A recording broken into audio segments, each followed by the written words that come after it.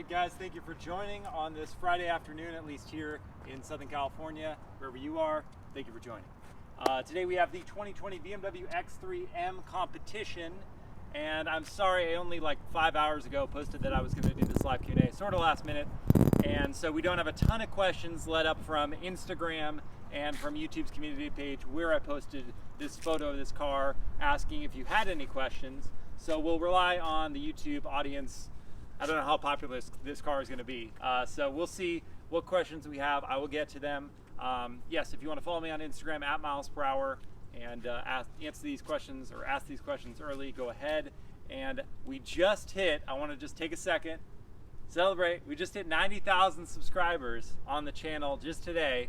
Thank you so much for your support. I really appreciate it. We're going to get to 100,000 like probably next month, which is amazing. And at 100,000, I promised I was going to make a video telling you how I get these cars, how I do my job, and how maybe some tips on how you might be able to do it as well if you wanted to get into this being an automotive journalist. So let's get back to the car. Christina is, of course, manning the camera, doing a great job with my baby. Just carrying that around, doing a great job. All right, babe, what's the first question? All right, well, shout out to... Oh yeah, I want to give a shout out to Jumani Senchawa. Thank you so much. I'm sorry if I didn't get your name pronounced correctly, but thank you so much for being a fan and supporting and commenting on all the videos. I really appreciate it. So thank you. All right. All right. Is it better than the Porsche Macan Turbo from Youssef Ayed? Great question. One of this car's main competitors, the Porsche Macan Turbo. There is no Turbo S at this point for the Macan. And the other competitor is going to be the Mercedes-AMG GLC 63. No 63S for the standard 60 GLC. If you get the coupe, then you do get an S with 503 horsepower. But I'm getting off track here. Back to the Macan Turbo. If you want to compare specs, this car with the competition package makes 503 horsepower, but that Macan Turbo only makes 375. The Macan Turbo starts at $84,000. Christina, question? No, that was 395. Is it 375? 375, yes. Okay. 375 Sorry. horsepower. Are you Just trying to correct me on my specs? Trying to correct my checks? Yeah. It's Friday, we're doing all right. 375 horsepower for that Macan Turbo, starting price $84,000. This starts at $77,000. The Mercedes-AMG, if you want to keep score, it starts at $74,000, and it makes 449 horsepower? No, I'm probably wrong there. 469 horsepower, that's what I meant to say. 469 because there is no S on the standard GLC. If you get the S, the coupe, then it's 503 horsepower just like this, or 505, 503 or 505. So the Macan Turbo, therefore, more expensive, not as much power. 0 to 60 is going to be quicker in this car, 3.9 seconds to 60 in the X3 M Competition. It's going to be just about 4.1 in the Macan Turbo. So if you want to compare specs, this car is going to be better. More bang for your buck for the performance. And looks-wise, I like how the Macan Turbo looks, but this is going to have more space for passengers and stuff. Okay. What's the main difference between this and the X5M from Joel Kaufman? Good question. So if you're thinking, do I go X3M comp? Do I go X5M comp? Do I step it up to the X5M competition? The X5M competition is going to be significantly more expensive. That's one of the main differences. There are actually quite a few differences. In terms of your space for people and stuff, the X5M competition is going to have things like larger rear door openings, so it's going to be easier to get into that rear passenger space. It's also going to have more space for those passengers and for cargo. So cargo capacity in the X3 M Competition is 28 cubic feet behind this second row. I'll show you that. And if you fold all the seats flat, then it's 62 cubic feet. It's actually a decent amount of cargo space. I fit my gravel bike in the back here yesterday without any real issue. That's impressive. And the X5M Competition is going to have more space, though. That behind the third row is going to be like 33 cubic feet of space. Yes, and then you fold all the seats flat and it's going to have 72 cubic feet of space. So it's going to have more capacity for your stuff, more passenger legroom in that second row of seating, more power, of course. The X5M Competition makes 617 horsepower. This car makes 503, so a big jump up, and then of course a big jump up in price. $77,000 for this, for the X3 M Competition, and $116, I think, for the X5 M Competition. So it is going to be a jump in many different areas, but actually, funny enough, I think someone else commented this, you can easily kind of confuse the two. If you see them quickly on the road, especially the white on black, you're going to see that on both cars. You can confuse the two quickly on the road, but once you get inside, you're going to notice that X5 M Competition's additional space. And of course, you hit the throttle, you'll notice the power. Next question.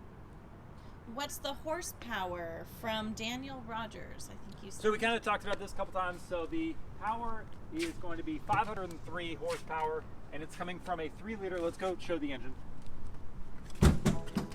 It's coming from a 3-liter twin power turbo.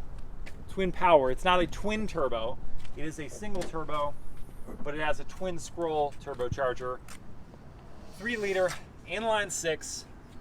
And makes 503 horsepower, 442 pound-feet of torque, sending power to all 4 wheels, though there is a 4-wheel drive sport mode in this car that will send more of the power to the rear wheels and let you kind of get the rear end loose a little bit. It's never going to fully give up. It's not going to have a full rear drive mode like you get in perhaps the M8 Grand Coupe Competition that I just had recently, but it does have a more rear-biased power mode, 4-wheel drive sport.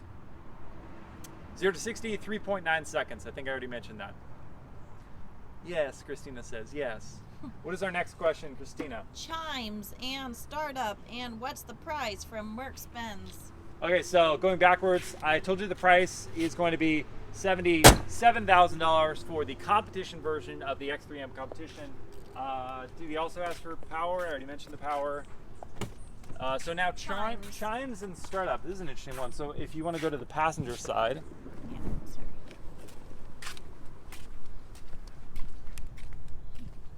sorry.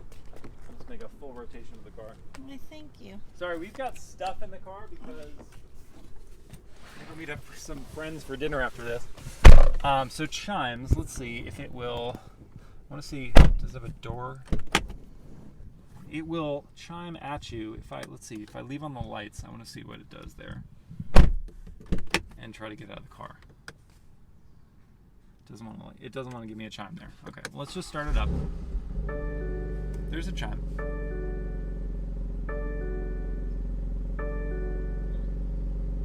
Okay, now let's do. Why does it not want to take me into Apple CarPlay? Take me out of Apple CarPlay, please. All right, so, and this system I've noticed has been kind of slow. Okay, Sport Plus over here. Sport Plus, and I'll rev it a couple times from inside the car. Some overrun.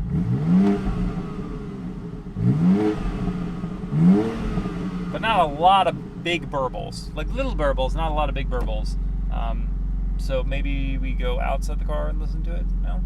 Yeah, what about if you leave the key, or you take the key with you? Okay, that's a good one. That's a good chime. Yeah. Close the door. Okay.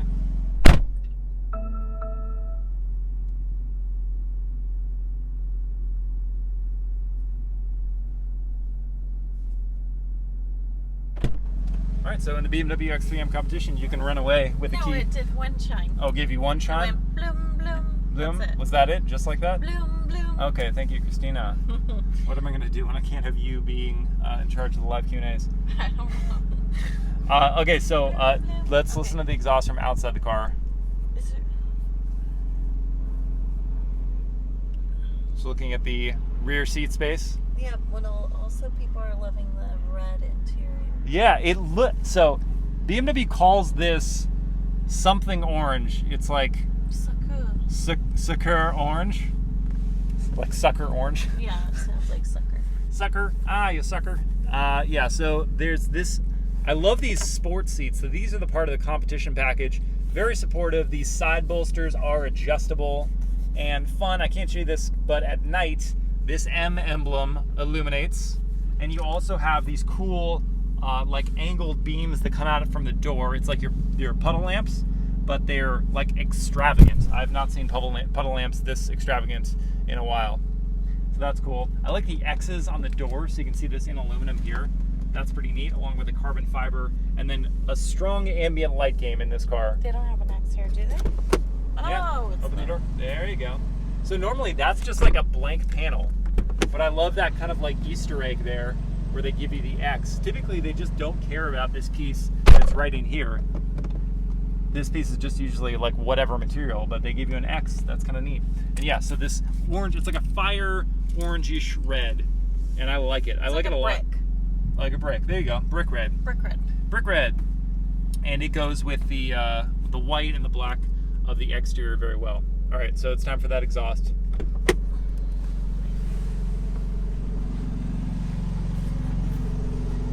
I'll start it up and now running.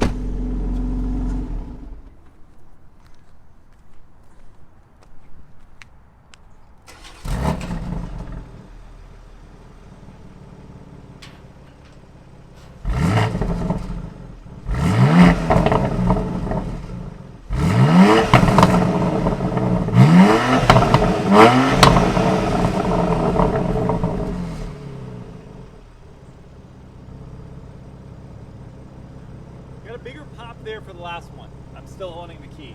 Maybe just because I can't, because the car's not going to beep at me. So yeah, I like the sound of the exhaust. From inside the car, it's a bit muted, even in Sport Plus, but outside it sounds very good. What do you think, Christina? Yes, no? I like it. She likes it. Okay, now I think that's the last of the Yep. Instagram questions and YouTube community. So what's our YouTube questions?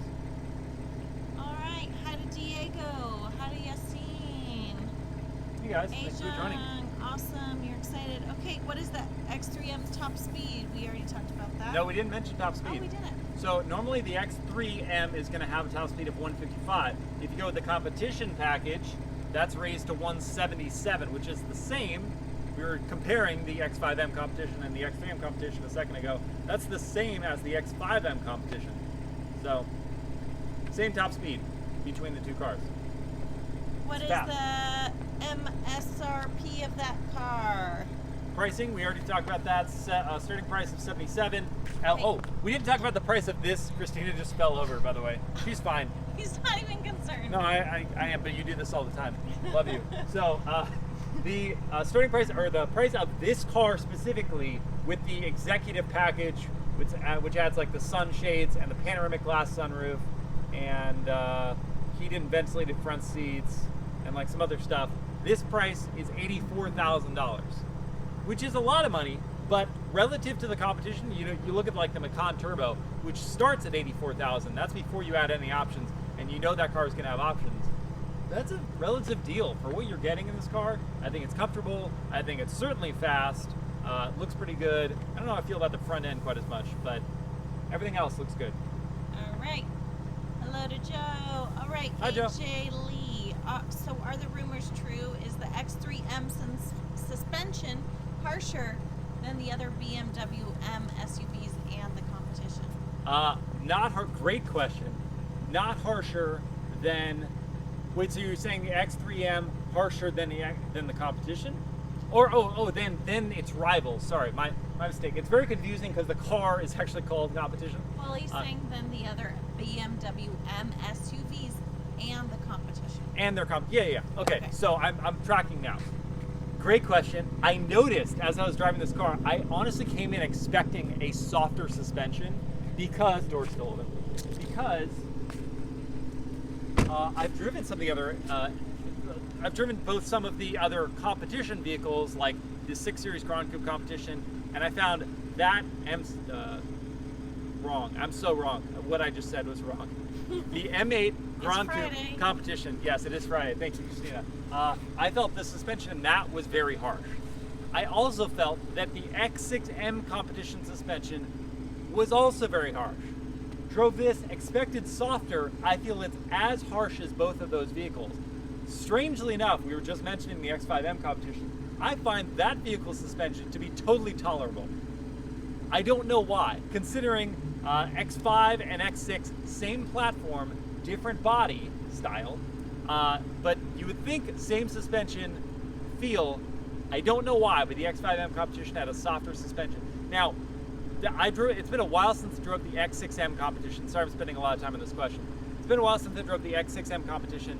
It initially struck me as harsh. Now, if I was to get out of this after spending time in this, after spending time in the M8 Grand Coupe Competition, I don't know if it would have felt as harsh as I thought it did in hindsight. So, long runabout answer, this suspension is pretty darn harsh. Harsher than I expected. Harsher than the other vehicles? Not necessarily. Harsher than the X5? Yes. Okay. From 2018 Dodge Charger, what kind of gas that thing take? It takes premium fuel, only premium fuel because of the 3-liter turbo engine. And the fuel economy is also shockingly bad. Really, really bad. So the 617 horsepower M8 Grand Coupe Competition got better combined MPG at 19 than this car at 16. That's bad. Yes, the Grand Coupe Competition is a more low-slung, more aerodynamic vehicle, but it also makes more than 100 horsepower more than this.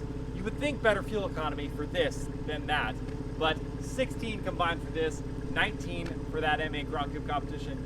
It's a thirsty girl.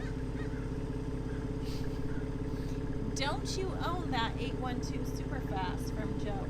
I do not. I don't know any of the cars that you see on this channel except for my Land Cruiser that I showed a number of months ago. I just review these cars, and like I said, at 100,000 subscribers, I will tell you how I get all these cars to review and how I do my job, how you could do my job in theory as well. It's not easy, but how you could do it, how you could get started at 100,000 subscribers. We're very close now, probably in about a month. But what would really help is if you're not a subscriber, hit subscribe and be part of the channel. Help us grow, help us hit 100,000, and I will share all of my deep, dark automotive journalist secrets with you.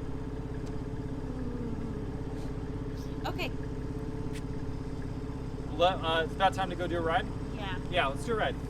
And we'll answer any more questions that pop up.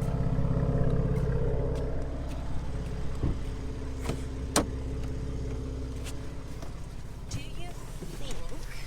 Hold on. Before we go, let me just see, because it gets hard to look when I'm... It passes the big bottle test, by the way. These big door pockets can handle my super size bottle. Do you think, from AJ Lee, the Often. X3M is worth the extra premium over the X3 M40i? That is a phenomenal question because I drove that X3 M40i, how long ago? Year and a half, and I was floored by how good that was. It was so fun to drive and really shocked and pleased me and gave me hope for the BMW brand, for specifically the BMW M Sport brand, because I know BMW M still makes great vehicles. That M8 Grand Coupe Competition was just a most recent example of me just being very pleased with what they're putting out. But I drove the M340i, X3 M340i, and was just like, geez, you can get something for I think it's like $54,000 to start for that car, and it's crazy fun, has all the practicality of an SUV. Long story short, I was just very impressed with it. So coming to this car, I was like, this needs to be really, really good for me to feel like it's worth an extra about $20,000 more than that 340i. It really depends what you want out of your SUV. If you want a stupid fast SUV that's really just going to do a lot of embarrassing, good powered sports cars, like Camaros and Mustangs and that, then this is your car. If you want just something that's going to be able to keep up with those cars and probably surprise them, then the M340i is it. It has all the practicality of this car. It has, pretty much the same looks. Certain things are treatments for just the competition. Doesn't have as high of a top speed, but unless you have a German Autobahn at your disposal, then that's not really going to matter. I think that X3 M340i is still one of the best bargains among performance SUVs. So I'm glad you asked that question. I love this SUV. I don't know if it's worth the extra 20 grand compared to that X3 M40i. Okay. M340i. M40i. I keep saying that wrong. M40i. There's no 3 in there. From Melly. Is that Alcantara? Where? I don't think there's any Alcantara in this car. It's not on the seats. This is all merino leather, and this is like injection molded up here. This is all injection molded. This is that leather stuff. There's no Alcantara in this car. Let's do, you've got your M buttons here, of course. So I've programmed M1 to be more fun.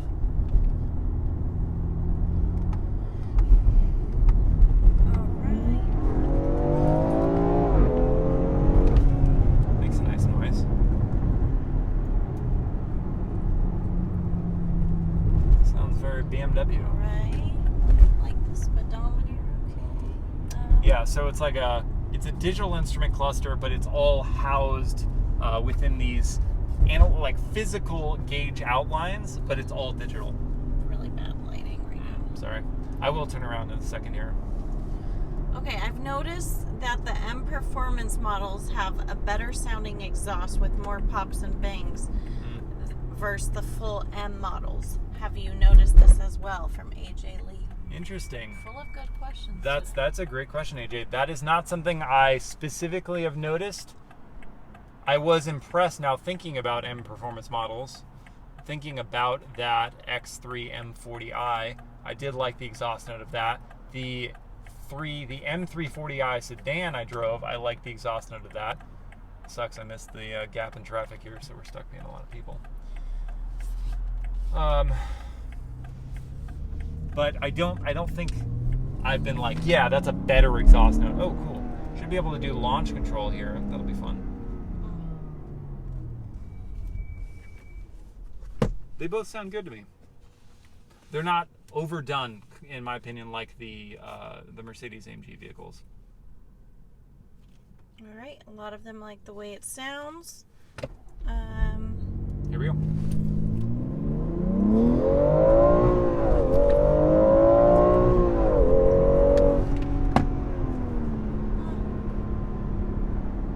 I mean, it's quick.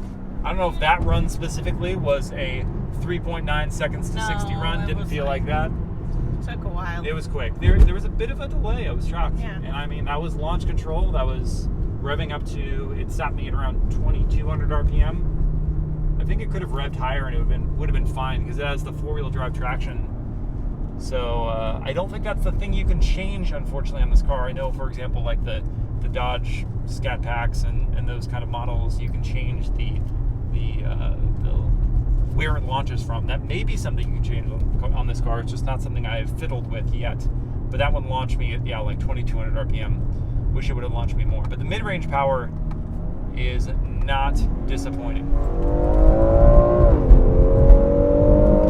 And a nice little pop from that exhaust on the upshift as well. All right, KPH, please, from Medley. I don't know the conversion to KPH off the top of my head. If you're talking top speed, or if you're talking 0 to 60 or 0 to 100 kph, is going to be about the same, maybe another tenth of a second longer. So maybe 4 seconds to 0 to 100 kph. I don't know the kph conversion for 177 miles per hour off the top of my head. I'm sorry. Okay. Is white the only color option? From Blake Thomas. No, it is not the only color option. There are other colors. I do think the white looks good on this car, especially with the black gloss accent wheels and door panels and the black gloss accents of the competition package. Especially the white with this Sakura orange is a nice combination. But no, it comes in other colors. I actually particularly like the blue as well. There's an available blue that looks pretty darn good. The name of it escapes me. Could you remind him, Blake, again, of the cargo dimensions? 28 cubic feet behind the second row, 62 if you fold the second row flat, which is significant for a vehicle of the compact SUV segment size. Is pana roof an option from Mr. Touch? Yes, we have it here. Yeah. So. That is part of that executive executive package, I believe. Or maybe it's part of, there's like another package. We have executive package on this car. We've got the driver assistance package. We've got the driver assistance professional package. I love the name for that. Now I'm professional. I have that additional driver assistance package, which basically just means you get traffic jam assist and adaptive cruise control, lane keeping assist. Oh, you just answered the next one. Vivek said, does that car have adaptive cruise control? It does. Adaptive cruise control, lane keeping assist, blind spot monitoring, rear cross traffic alerts, speed limits, updated information, lane departure warning. It's got all of the goodies, but you do have to pay extra for it. None of that is standard. Okay, from Harsh, Mercedes-Benz GLC versus this, who wins? I think, so 0 to 60, that GLC 63, even though it makes less power, on paper, it's a tenth of a second quicker to 60 miles an hour. I don't know why, making that much less power, and it doesn't weigh any less than this. This car's like 40, I'm not even gonna pretend. It's 4,000 something pounds. I just cannot remember off the top of my head. 4,600 pounds.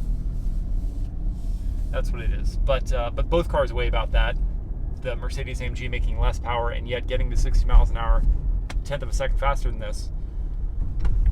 And costing $3,000 less to start. So if you like the look of that GLC, I don't personally like, no, that's not true. I like the look of it. I don't like the look of the coupe. The 63S coupe, I don't think it looks good at all. Not worth getting that additional power that's only available for the coupe versus the standard SUV. But I think the SUV version, the GLC 63, looks good. So does this. Between this and that, I think I might, oof, that's close. I have not driven that 63 in quite some time. I remember its suspension also being harsher than this. I don't know, but that would probably be the deciding factor for me, because if you're going to daily drive this, if you're going to commute in this, the suspension could get old. All right, last question. AJ Lee, oh no, sorry, from Harsh. Don't you feel Mercedes is ahead of BMW in build quality with these midsize SUVs? Any squeaky sounds on this car? I would actually disagree. I think that build quality probably leans very slightly more towards BMW's end of things. I think that the tightness of the fit and finish leans more towards BMW. I find fewer squeaks, fewer rattles and things in BMWs than I do in Mercedes-Benz products. One thing that always is like guaranteed to squeak or make a noise when you touch it is like the piano black material that you find on both BMWs and Mercedes-Benzes. There is some of it in this car, and so you touch on it and it does make, hear that? It's hard to hear, but there's a little bit of a give to that and some quality sound or lessening of quality sound. But I find that there's more squeaks and more issues of potential build quality in the Mercedes-AMG vehicles. Not a lot, but marginally more. All right. And what about the interior sound system or whatever? Do you think Mercedes or BMW? The sound system? Harman Kardon. Or I don't know. Oh, the infotainment? Yeah, the infotainment. You'll get all the terms down. You'll just nail it. Infotainment, I find that BMW's iDrive system is just a tick behind the Mercedes-Benz MBUX system, their latest infotainment. The ease of use on the MBUX system is just so good, and the visuals and the available customization with MBUX is superb. iDrive is now just one step behind. I imagine a new update of iDrive is going to put them either even or back just a little bit ahead of MBUX. But for now, MBUX has the edge. All right, and we are going to call it there, guys.